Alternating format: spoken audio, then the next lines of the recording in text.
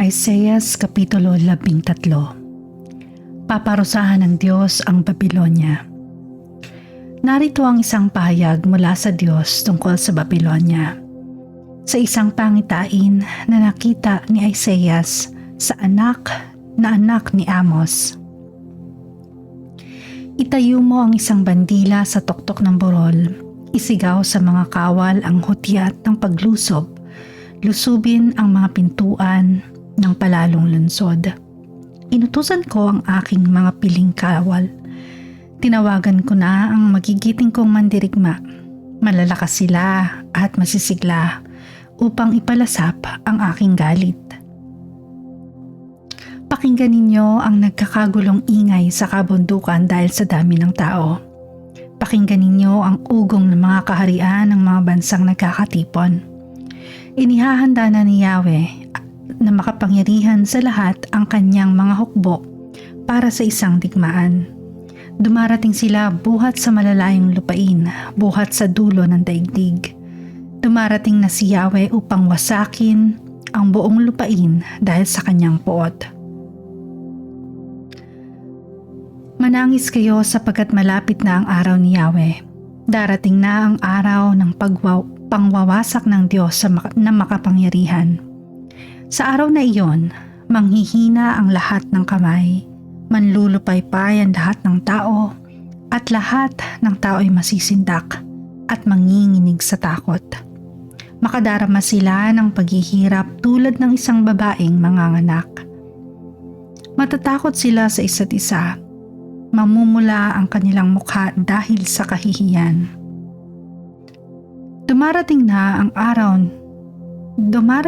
ang araw ni Yahweh. Malupit ito at nag-aalab sa matinding puot upang wasakin ang lupain at ang masasama ay lipulin. Hindi na magniningning ang liwanag ng mga bituin sa kalangitan. Magiging madilim ang bawat araw sa pagsikat. Pati ang buwan ay hindi na magsasabog ng liwanag. Paparusahan ko ang daigdig dahil sa kasamaan nito at ang masasama dahil sa kanilang kasalanan. Wawakasan ko na ang pagmamataas ng mga palalo at puputulin ko na ang kayabangan ng walang awa. Kaunti lamang ititira kong tao at magiging mahirap pa silang hanapin kaysa gintong lantay na galing sa Ophir. Kaya nga yayanigin ko ang kalangitan at ang lupa ay malilihis sa kinalalagyan nito. Sa araw na isinabog ni Yahweh na makapangyarihan sa lahat ang kanyang matitinding puot. Parang usang hinahabol, parang tupang walang pastol, ang mga tao ay babalik sa kani-kanilang bayan. Sila ay tatakas pabalik sa sariling lupain. Ang bawat mahuli papatayin sa pamamagitan ng tabak. Sa harapan nila'y luluray-lurayin ang kanilang mga sanggol.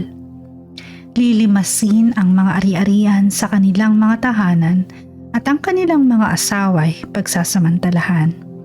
Sinabi pa ni Yahweh, ipasasalakay ko sila sa mga taga-Media.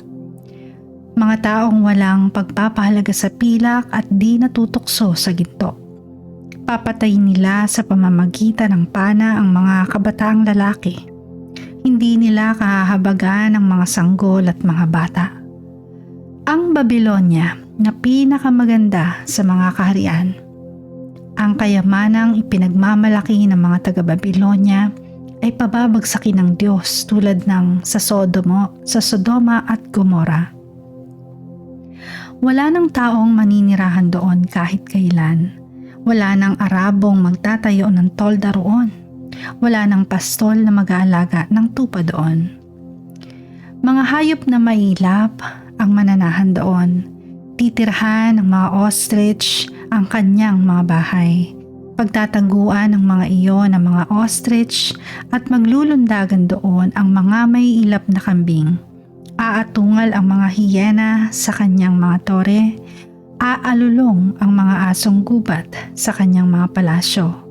Nalalapit na ang wakas ng Babilonya, hindi na siya magtatagal.